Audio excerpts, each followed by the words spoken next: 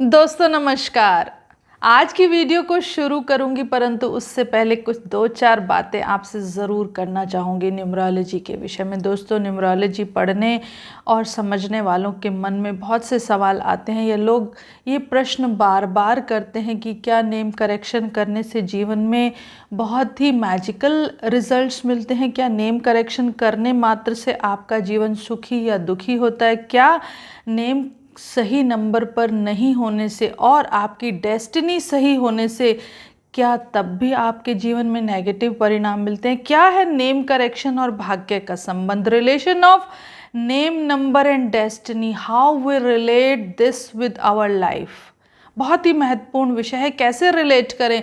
मात्र name correction शब्द सुनने और समझने से न्यूमरोलॉजी के तथ्य सत्य साबित नहीं होते। दोस्तों, बहुत से लोगों के मन में ये प्रश्न या ये भ्रम रहता है कि एक नंबर पर नाम रखने से जीवन में बहुत ही नेम, फेम, सक्सेस मिलता है। क्या 1937, 73 या इस तरह के नेम नंबर्स पर नाम रखने से जीवन में पॉजिटिव बदलाव आते हैं? क्या 41 वाले सभी नरेंद्र मोदी की तरह सफल और सक्षम होते हैं? क्या है इन तथ्यों के पीछे का सत्य? ये जानना और समझना बहुत ज़रूरी है। तो दोस्तों, नेम करेक्शन के पीछे के सत्य के साथ आज वीडियो के साथ आपके समक्ष आई हूँ। वीडियो को अंत तक देखिएगा, मेरे चैनल को लाइक और सब्सक्राइब ज़रूर कीजिएगा, बेल आइकन बटन को दबाइएगा और आने वाली हर वीडियो में मेरे साथ रहिएगा, क्योंकि न्यूमरोलॉजी का विषय जितना साधारण दिखता है उतना साधारण है नहीं। क्योंकि आजकल लोगों में भ्रम बना है न्यूमरोलॉजी क्या है। न्यूमरोलॉजी तो बहुत ही साधारण और सिंपल विषय, हाँ साधारण ज़रूर है, परंतु इसकी गूढ़ता को समझना और जानना बहुत ज़रूरी। अगर आप इसकी डीप में, इसके गहराई में जाएंगे तो वहाँ बहुत ही अनमोल मोती छुपे हैं, जिनके आधार पर आप जीवन में बहुत सी चीज़ों को बैलेंस कर सकते हैं। क्योंकि मेरा मानना है numerology is a balancing science more than that the predictive science. क्योंकि प्रेडिक्शंस करना और बैलेंस करना दोनों अलग अलग चीज़ें हैं।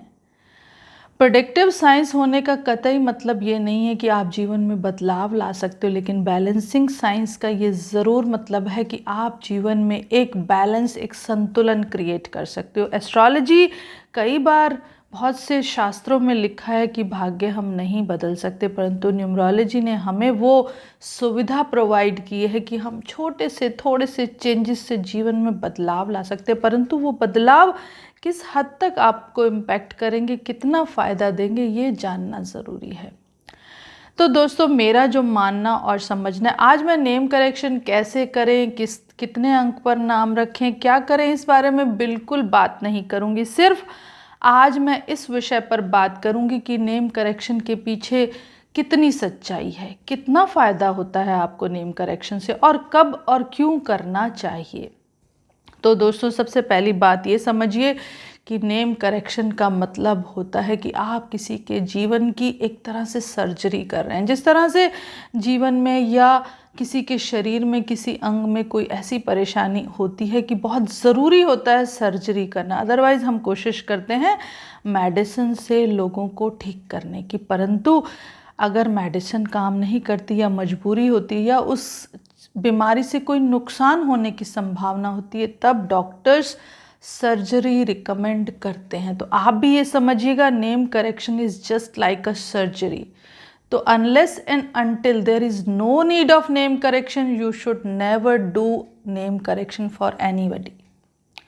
क्योंकि नेम करेक्शन की जो, नेम नंबर की जो वाइब्रेशन है, जो बचपन से जो उसके जीवन में काफ़ी समय से चली आ रही है, उन्हें चेंज करने के लिए बहुत सारी चीज़ों पर विचार करना चाहिए। आजकल बहुत प्रचलन में ए लगा दो, ई लगा दो, कहीं से ई हटाया, कहीं ओ लगा दिया, कहीं ई, कुछ भी करते हैं लोग। ऐसा बिल्कुल नहीं करना चाहिए। कभी भी आपको नेम करेक्शन को बहुत सावधानी और समझदारी से, और जब तक ज़रूरत ना हो, अगर आपके जीवन में कोई परेशानी, कोई नेगेटिविटी नहीं है और आपको लगता है कि जीवन बहुत स्मूथ और अच्छा चल रहा है, तो कभी अपने नाम की वाइब्रेशंस को छेड़ने की कोशिश ना करें। पहला उसूल न्यूमरोलॉजी का ये रखना चाहिए हर न्यूमरोलॉजिस्ट को भी और हर पर्सन को। कभी भी वीडियोस देखकर या किसी की भी बात सुनकर, किसी के आर्टिकल्स पढ़ के कभी भी नेम करेक्ट नहीं करना चाहिए, पहली बात। दूसरी बात, मेरा मानना है कि हमारा जीवन 3 पक्षों के आधार पर या 3 तथ्यों के आधार पर अपने रिजल्ट देता है। वो 3 तथ्य हैं हमारी डेस्टिनी, हमारा कर्म, हमारी यानी कि कर्म और जो हम डे टू डे लाइफ में चीज़ों को करते हैं वो, और तीसरी बात है रेमेडीज़। और name correction came under remedies. Name correction is like a remedy. तो रेमेडी कब की जाती है? रेमेडी तब की जाती है जब आपको किसी दवा की ज़रूरत है। अगर दवा की ज़रूरत नहीं है तो क्यों लेंगे हम दवाई? अगर सिर में दर्द नहीं है तो अननेसेसरी आप सैराडोन नहीं खाओगे ना। तो इसी तरह नेम करेक्शन भी नहीं करना चाहिए। तो दोस्तों, अगर आपकी डेस्टिनी बहुत स्ट्रॉन्ग, बहुत मजबूत है, यानी कि 1/3 पार्ट आपकी लाइफ का बहुत स्ट्रॉन्ग है, दूसरा पार्ट है हमारे कर्मास, यानी कि आप अच्छे कर्म करते हैं, लोगों की सेवा करते हैं, किसी का बुरा नहीं करते, अपने माता पिता की देखभाल करते हैं, अपने इष्ट की पूजा उपासना करते हैं, कभी किसी का दिल नहीं दुखाते, किसी के लिए बुरा नहीं बोलते, तो ये हमारे कर्मास हैं। यानी कि हम अपने कार्यों को, दैनिक कार्यों को भी करते हैं और अपने बड़ों का सम्मान, अपने जीवन की जो भी अच्छे कार्य हैं वो हम समय समय पर करते रहते हैं। तो हमारे जीवन का दूसरा पार्ट हुआ, यानी कि 1/3 हमारा डेस्टिनी, 2/3 हमारा जो कर्मास है, और 3rd पार्ट आता है रेमेडीज और नेम करेक्शन।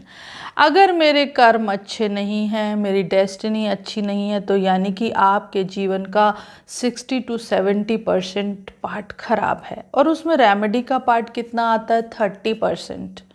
यानी कि name correction and remedies works only 30%। अगर 2 भाग आपके जीवन के खराब हो गए, तो जिसमें एक जो हिस्सा है, जो एक पार्ट है, वो आपके वश में नहीं है, यानी कि destiny is not in your hands but Karma is in your hands. तो अगर आप अपने कर्मास को ठीक करते हैं, that means you have collected 30 points of your life. और उसके बाद अगर आप रेमेडीज़ और नेम करेक्शन करते हैं, अगर आपको ज़रूरत है, तो you have added 30 more points. यानी कि आपने अपने 100% जीवन में अगर आपने 60 to 70% पार्ट को अपने कर्मास से, रेमेडीज से, नेम करेक्शन से ठीक किया, तो डेस्टिनी के जो बुरे परिणाम हैं वो थोड़े से इनविजिबल हो जाएंगे। ऐसा नहीं है कि डेस्टिनी बदल जाती। बहुत ही गहराई और बहुत ही साधारण बात है, गहराई के साथ साथ इसमें बहुत ही सिंपल सी बात है कि जो चीज़ें हैं, कभी भी एक पक्ष पे जीवन नहीं चलता। जीवन में अगर कर्मा, पूजा पाठ, रेमेडीज, अगर ये चीज़ें वर्क नहीं करती तो फिर इन चीज़ों का कोई महत्व नहीं है, क्योंकि संचित कर्मा और प्रारब्ध कर्मा एस्ट्रोलॉजी का महत्वपूर्ण पार्ट है। तो दोस्तों, इन सब बातों को समझना चाहिए, जानना चाहिए और कोशिश करनी चाहिए कि हर चीज़ की गहराई तक जाएं।